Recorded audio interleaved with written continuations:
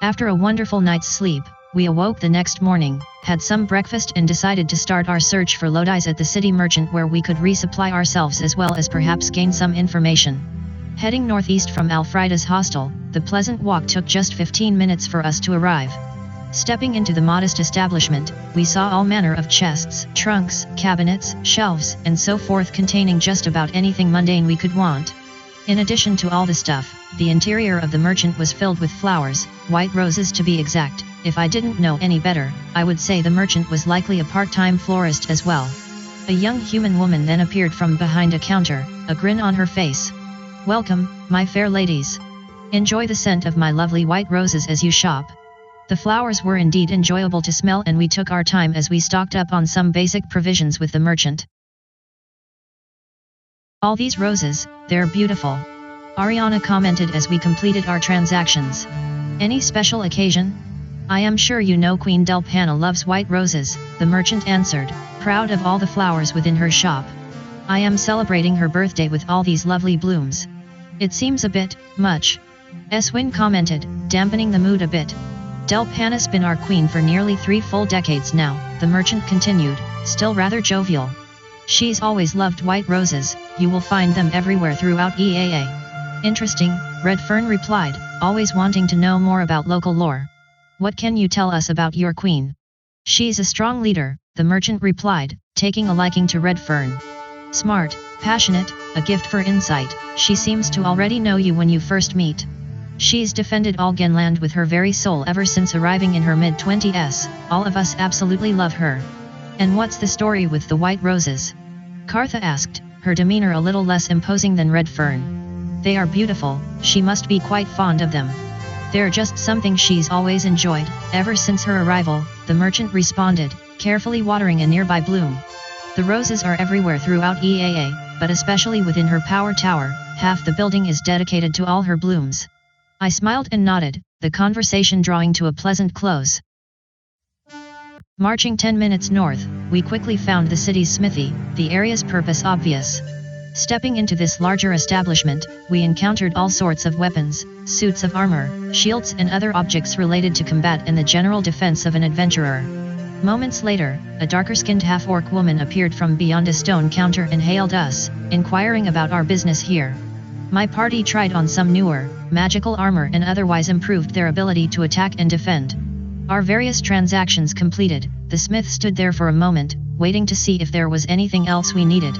Ariana then surprised the smith with a compassionate if not awkward question. "Forgive my intrusion, but out of curiosity, what's life been like for you here in EAA? Are we demi-humans treated fairly?" The smith managed a smile, apparently willing to answer Ariana's question. She then put down the sword she was cleaning and turned to Ariana with several comments to share.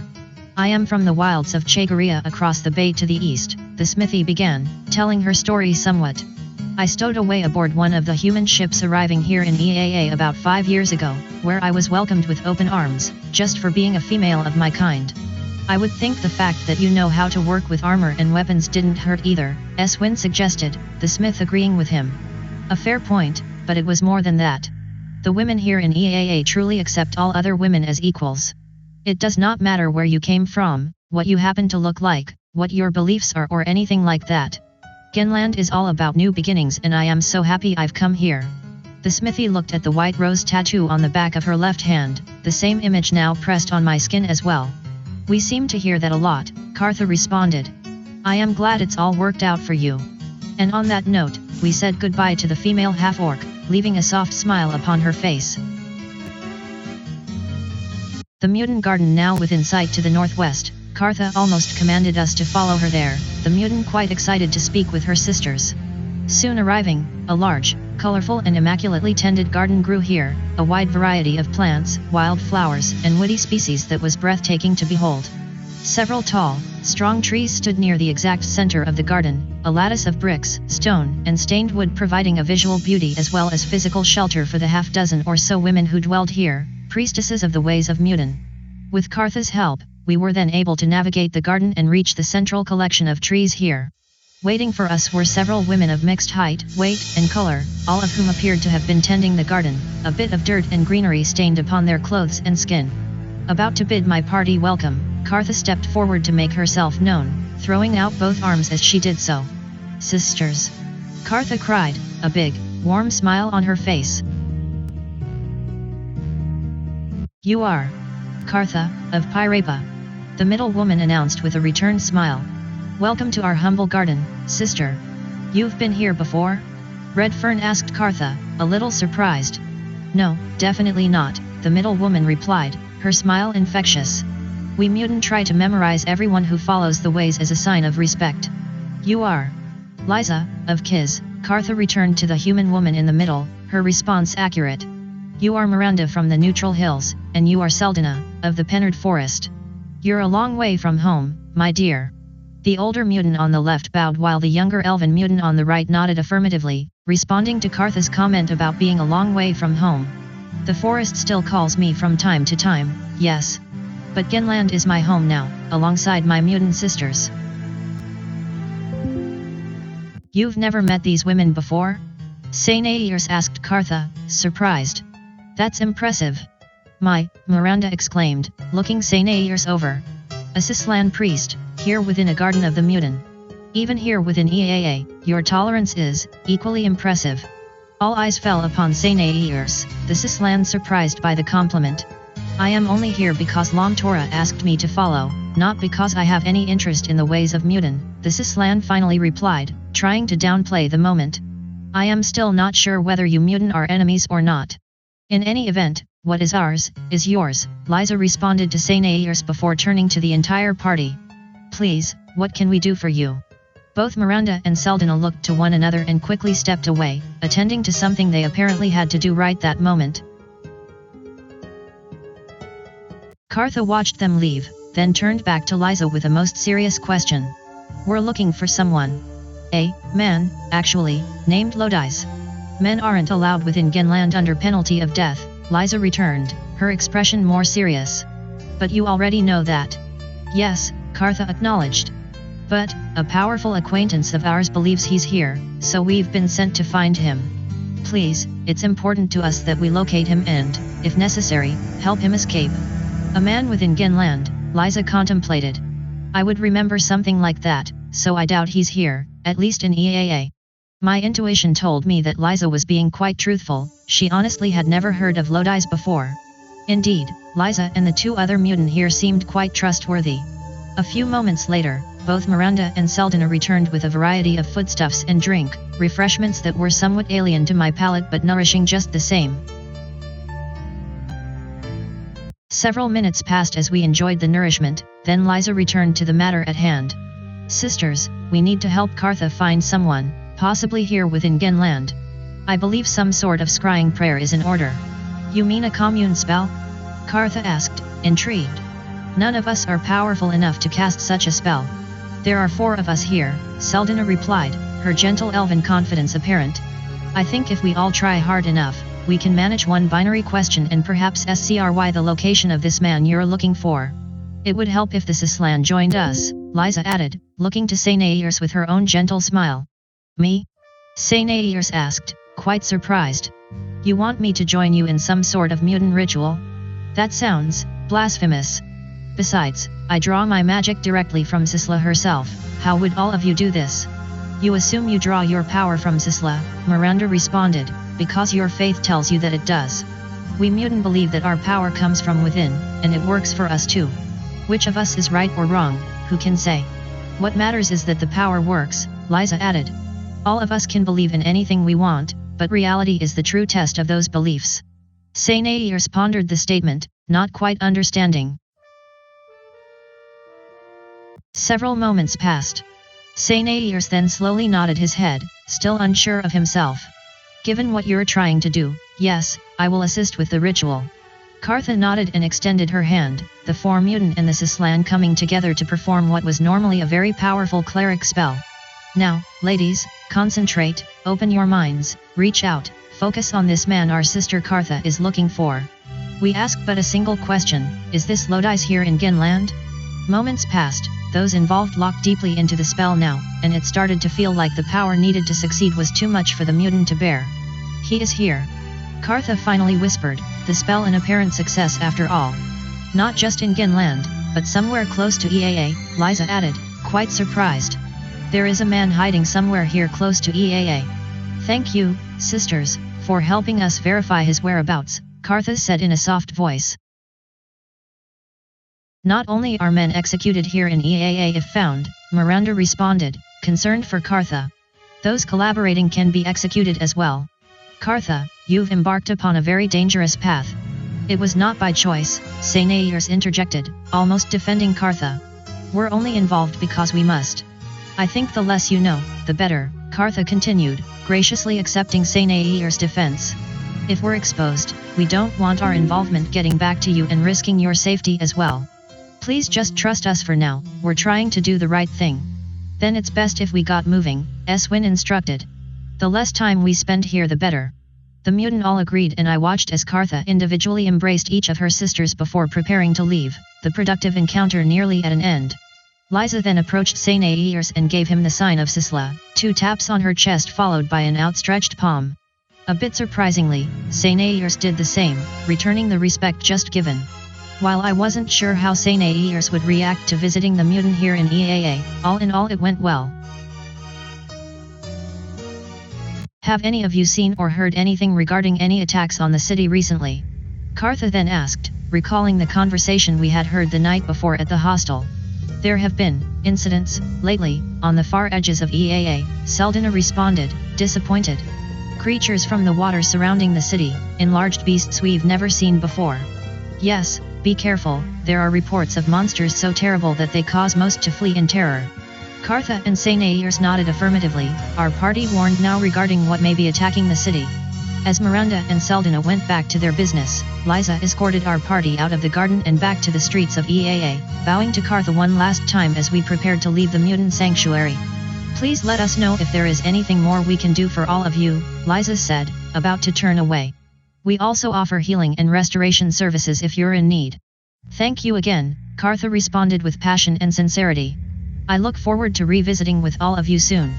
My first encounter with the mutant now over, I was struck by the level of honor, respect, tolerance, and compassion shown by the spiritual but not faith-centric group. Indeed, I sensed that the ways of mutant may even be a more mature entity as compared to the Sislan way.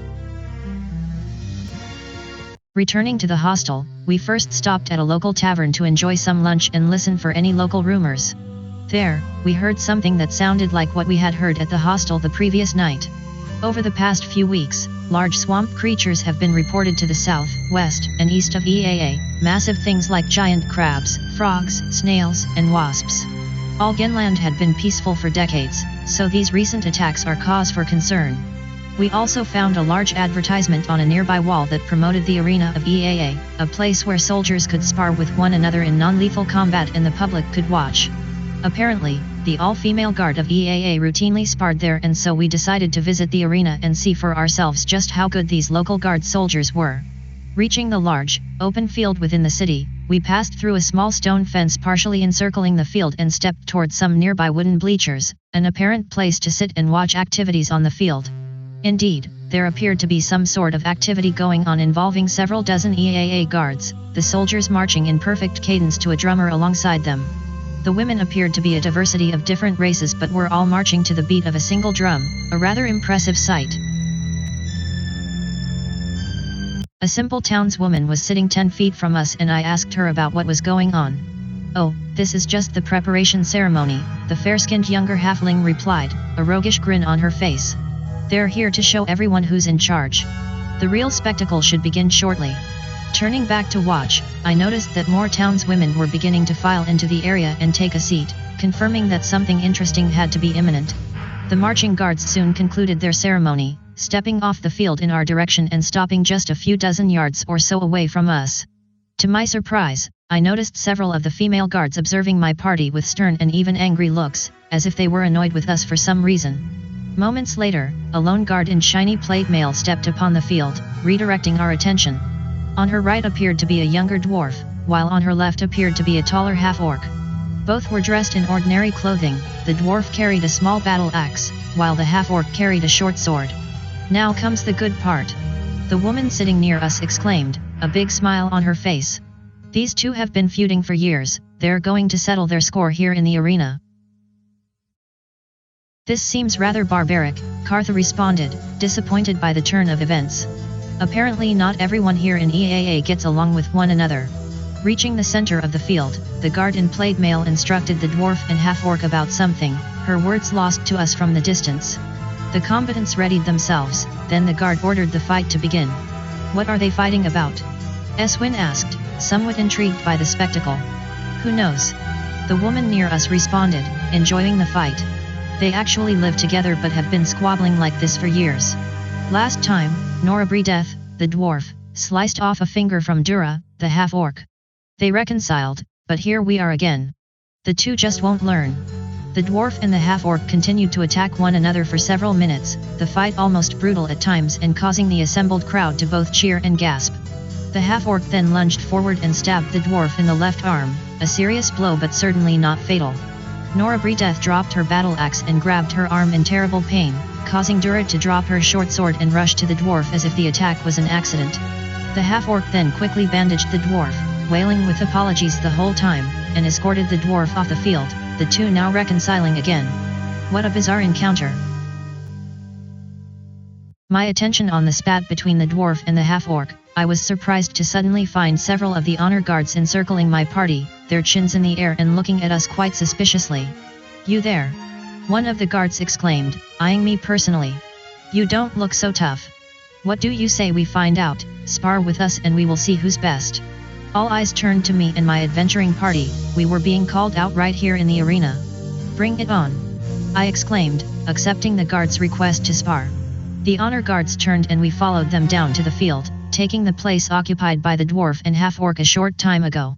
The same guard in plate armor nodded to both our party as well as the guard, providing some simple instructions. Remember, nobody dies here today, you're here only to spar, not to maim or kill. Both sides agreed and the guard in plate armor gave the signal, fight. Squaring off against my party were 6 city honor guard warriors, along with an adept cleric and magic user. Every bit our equals, we would need to fight as hard as we were capable to defeat the assembled guard. While slightly outnumbered, we concentrated our firepower on the magic user and then the cleric, needing to neutralize their ability to harm us with magic as quickly as possible. To help with that, I planted a skeleton seed we had recovered from the Baron's mansion several weeks earlier, an undead hero rising from the ground to pummel the magic user and cleric with its magical attacks. Even still, Red Fern was magically held by the guard cleric and was taken out of the scrum. But soon we had neutralized their magic user and cleric while still having Saneairs and Kartha to wield magic against the remaining honor guard warriors. Several minutes elapsed as the melee continued, both sides taking additional casualties, although no lives were ever in any danger. Finally, Eswin and Ariana managed to best their remaining champion and the honor guard surrendered. We had won the challenge. The 8 women guards properly beaten down, they bowed before us in defeat, a little more respectful and, hopefully, wiser. The women then limped off the field. Indeed, now that the show here was over, everyone within the bleachers began to descend and walk away. Soon we were left alone, it was time for us to move along as well. Quite wounded by the sparring with the EAA honor guard and the healing magic of both Saneairs and Kartha already spent for the day, Saneairs suggested stopping at the Sislan temple, which was nearby to the southeast. My heroes soon approached the church, the light lavender-painted construction rather modest compared to many of the other buildings within the city and not as impressive as we would have expected. The doors were open, of course, so we headed inside. The interior of the temple was splendid but modest as well, not quite as grand or spectacular as we were used to seeing. While the few pews here indicated that most stayed away from the church, the empty space was dominated by dozens of vases filled with white roses, providing a most pleasing smell as well as sight. Hello? Saneairs called, looking about. A few moments later, an enchanting young human woman appeared from an adjacent hallway. Dressed in brown and olive robes and appearing almost like an angel herself, the woman approached my party with a soft smile, welcoming us to her sanctuary. Welcome, pilgrims, to our humble shrine. I am Acolyte Annette, may the gentle spirit of Sisla guide, honor and protect you. The priestess here was as devoted as she was beautiful and well-mannered. Even if I were a total atheist, I couldn't help but respect and admire this spirited young woman. Bless you, child, Saneairs responded, patting his chest twice and opening his palm with the sign of Sisla, and receiving the gesture in return. Are you alone here? I am afraid so, Annette responded, bowing her head. I know the Sislan way is male-dominated, but Sisla herself was a brave, noble, sacrificing woman, a perfect role model for all women here in Genland, so I thought establishing the faith here would do better. Not everyone sees the light right away, Sainairs responded, encouraging the acolyte. Keep the faith, Sisla will do the rest. It's not for lack of trying, Kartha added, looking about and very much impressed. Your shrine is absolutely beautiful, one need not believe in Sisla to feel at peace within this place. Eh? Mudan? Annette asked with bewilderment, as if she'd never encountered one before. Indeed, an awkward silence filled the air as the two priestesses eyed one another, and for a moment I suspected that some sort of fight was about to break out. Curious to see what would happen, however, I remained neutral and let the situation play itself out. A Mudan. A real, honest, Mudan. Annette shrieked with a large smile, surprising all of us as she dashed to Kartha in her enthusiasm. Questions? Yes, I have so many questions, where do I start? How can I help? Kartha responded, just as surprised as the rest of us but willing to answer anything. Wait, aren't the two of you enemies? Eswin asked, equally as confused. Enemies?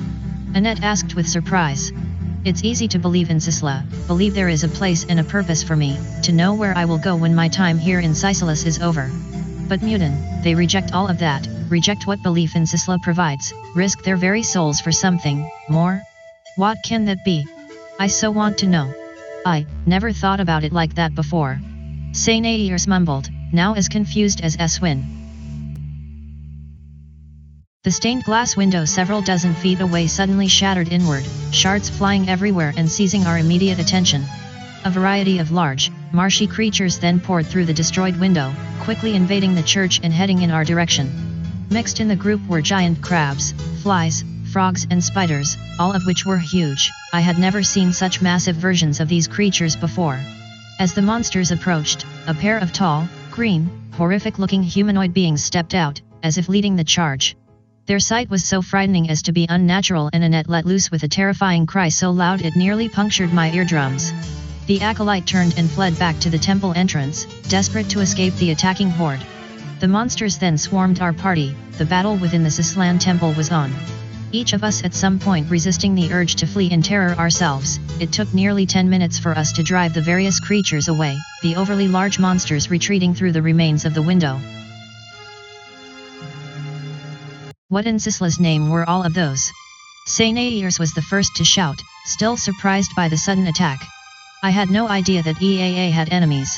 I've seen enlarged monsters like that before, Ariana answered, looking back at the huge hole now in the far wall of the church. But nothing like that. Those swamp monsters seemed to be controlling the rest, Eswin conjectured. They radiated an unnatural fear, even I felt it. Acolyte Annette. Kartha suddenly cried out, turning back toward the entrance to the temple. Following Kartha, we quickly found the young priestess cowering just inside the church doorway, about to escape into the city. Recognizing that the Sislan needed to be consoled first, Kartha gave Annette a long and warm embrace before proceeding to speak with the extremely frightened human woman. In turn, Annette took a deep breath before taking a step back and coming to her senses. Acolyte Annette, has this happened before? Kartha asked softly. The Sislan priestess slowly shook her head no, still fixated on the site of attack beyond. We should probably report this to the guards at the power tower, then, Redfern suggested. This could be the start of something more. My heroes agreed and we prepared to depart. As we turned back toward the temple doorway, however, Kartha again took the hand of Annette and inquired, her thoughts and compassion most evident. Do you have anyone to help clean things up? Kartha asked, referring to the ruined window. You seem all alone here. Unable to answer, as clearly the Sislan priestess was all alone here, Kartha continued the conversation with her own heartfelt reply. I will talk to my mutant sisters here in the city, I am sure they would be glad to help. Annette smiled and nodded her head, deeply appreciative of the assistance, especially given the religious rivalry between the two groups. I looked to Annette one last time, then led the party out the door so we could report the experience at the city's power tower due north of the temple. And that's a wrap of episode number 28, Encounters of EAA. Expect additional episodes every few weeks as the story continues. Look